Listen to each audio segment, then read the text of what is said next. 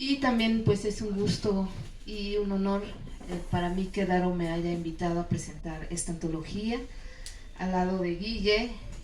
Ha sido un gusto también escuchar los poemas de los autores. Y bueno, pues yo preparé un texto y dentro del texto hablo un poco de Tisha, pero ahí ya ahondaré un poco más, ya que Daro pues nos da esa oportunidad de hablar pues de una amiga tan querida como ella. Y bueno, pues yo titulé mi texto El poema como sistema de más de una historia.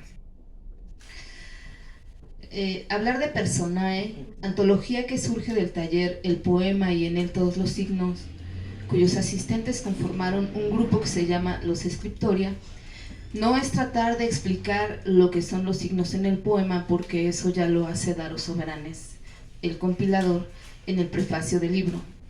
Tampoco explicaré el significado de Personae, porque eso también lo realiza de forma precisa. Y bueno, pues ya lo hizo hace un momento. Creo que hay dos puntos de los que se debe hablar y que son los que hacen de esta antología una propuesta interesante. El primero es que los poemas aquí reunidos son resultado de un taller en el que se abordaron los signos, por lo tanto, fueron la fuente de la que los poetas tomaron su material de escritura. Y el otro punto es el trabajo poético que lograron los miembros del taller. Además, comento que siento mucha alegría debido a que esta obra está dedicada a una poeta que quiero mucho y que perteneció a los Scriptoria. Me refiero a Tisha Zamacona, quien cada que nos veíamos nos hablaba con entusiasmo de su experiencia en este taller. Además, Tisha, cuando nos dijo que ella había descubierto la poesía, fue una incansable buscadora de la lectura. Siempre estuvo dispuesta a leer, iba en la búsqueda de aprender a través de los libros, a través de los talleres, porque a ella le interesaba mucho mejorar su escritura. Era una persona muy comprometida con el ejercicio poético. Ella quería mejorar día con día, no se quedaba solamente estancada en algo. A ella le interesaba muchísimo y se inclinaba muchísimo por el surrealismo. Era su corriente preferida, ¿no? Su vanguardia preferida. Y también ella siempre hablaba del imaginario. Para ella era muy importante el imaginario porque ella decía que eso le permitía desarrollar la imaginación y plasmarla en el poema, y que en el poema hubiera cierta magia, cierto misterio. Ella se preocupaba mucho por eso, y además Tisha pues también pintaba, y eso también como que lo combinaba con su escritura, y siempre estaba también hablándonos de esa parte, ¿no? De los colores, de lo que ella quería plasmar en sus pinturas. Y bueno, pues me alegra muchísimo que esta antología esté dedicada a ella, porque por desgracia la familia se quedó con su trabajo poético y es bien difícil conseguir sus textos. Qué bueno que se quedaron en manos de personas como es Condaro, que tiene la oportunidad de publicar algunos poemas. Yo tengo algunos también, luego los he compartido, pero en realidad los libros completos se los quedó la familia en una computadora que le pertenece a Tisha, y pues no podemos acceder a ella porque pues la familia se la llevó, y se le ha buscado a la familia, pero está muy cerrada. No ha sido posible conseguir el material completo de Tisha. Bueno, y continúo con mi escrito. Hacer de un tema un recurso creativo es parte de no dejar que la palabra desaparezca, y por lo tanto tampoco la poesía. Los poetas deben escarbar en amplios sustratos lingüísticos y referenciales, Esa búsqueda confirmará la poesía en sus tres etapas ineludibles: existencia, esencia y trascendencia. Stephen Hawking dice que todo sistema tiene no solo una historia, sino todas las historias posibles. Lo mismo es aplicable en el poema, y más aún a cada palabra o cada signo que en él se incluyan. Por eso, en esta antología, a partir de ciertos temas que tienen que ver con los signos, cada poeta ha construido sus propias historias, que son muchas. Cada uno las ha plasmado en sus versos, y eso es lo rico de la poesía. Como ya lo mencionó Daro hace un rato, los poetas que forman parte de esta obra son América Femat Viveros, Eduardo Barderen, Ignacio Trejo Salgado, Joe de la Rosa, Jorge Castillo Martínez, Jorge Huerta, Giovanni Cruz, Mar García Torres, Tisha Zamacona y Jocelyn Islas.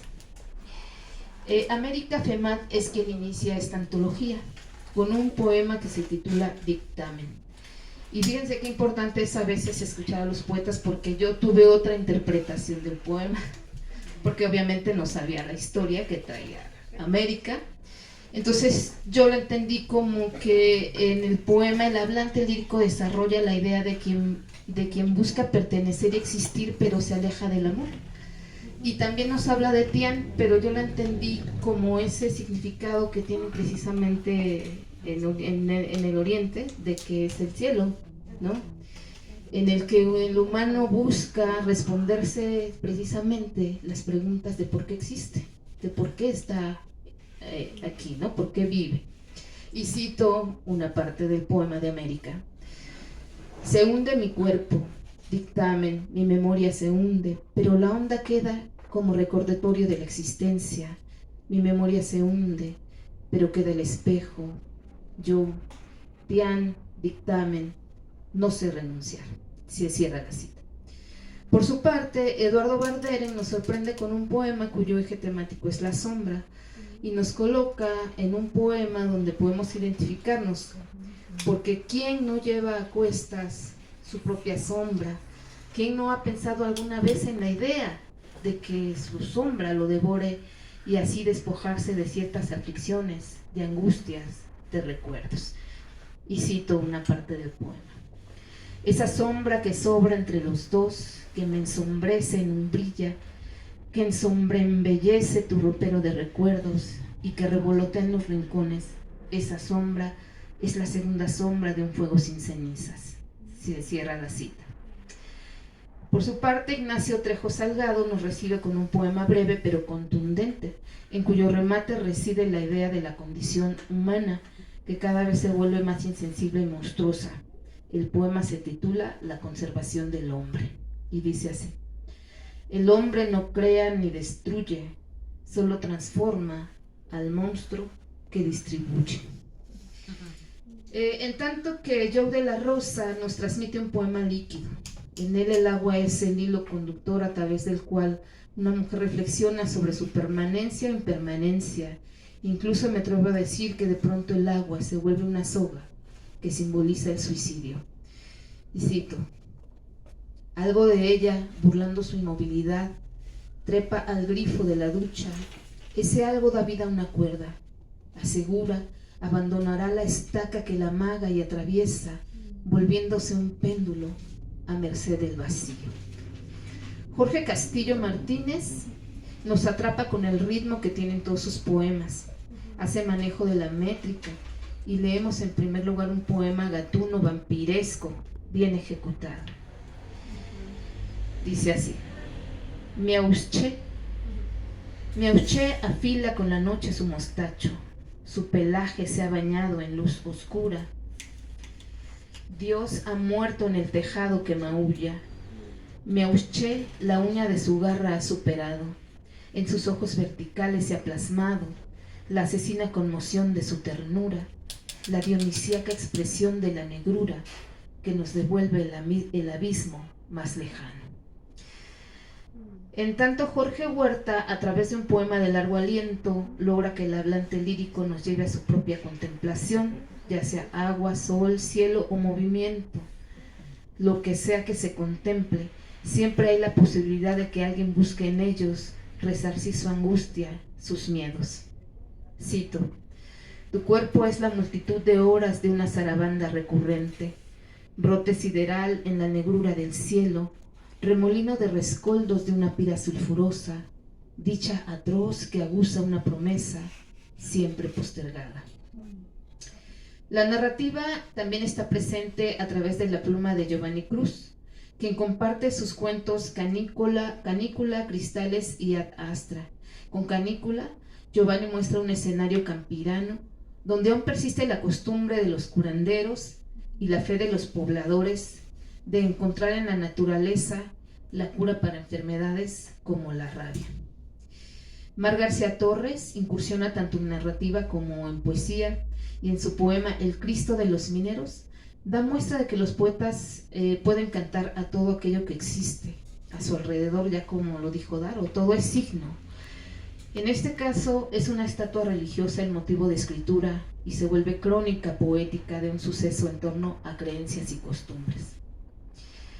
Delante de Mar García está la poesía de Tisha Zamacona, preocupada siempre por el imaginario, aunque en su poema versado en bruces toca el tema del suicidio, palabra que después se convertirá en una constante, no solo en sus poemas, sino en su vida. Quien cierra esta antología es Jocelyn Islas, quien escribe prosa poética y poemas. En su prosa titulada Purga 2, ella toca un tema fuerte y fundamental en la poesía de todos los tiempos, el de la muerte. Sin embargo, persisten dos elementos que sobresalen y son los gusanos y la mujer. Los gusanos, como símbolo de inferioridad, son precisamente el reflejo de una mujer que se siente acabada y destruida y que en cierto momento siente la necesidad de hacerse una purga para que salgan todas las cosas descompuestas que alteran su existencia. Si bien Soberanes nos dice que en los poemas reunidos los autores abarcan al menos alguna de las 9 clases de signos, que ahora ya nos dice que son más de 100, yo creo que unos de los más notorios y con el que la mayoría de los poetas coinciden en esta antología son los de decadencia y los signos patéticos, en los cuales entra la sombra y por supuesto y sin duda se nota el manejo también de los signos poéticos, como la metáfora, etcétera, etcétera. Soberanes en una parte del prefacio escribe que para los Scriptoria el poema es un objeto concreto, delimitado por condiciones físicas, sean estas sonoras, impresas. El poema cabe en un pronunciar palabras o en una hoja de papel, y con esto el poema es percibido mediante los sentidos auditivo, visual y en determinados casos táctil.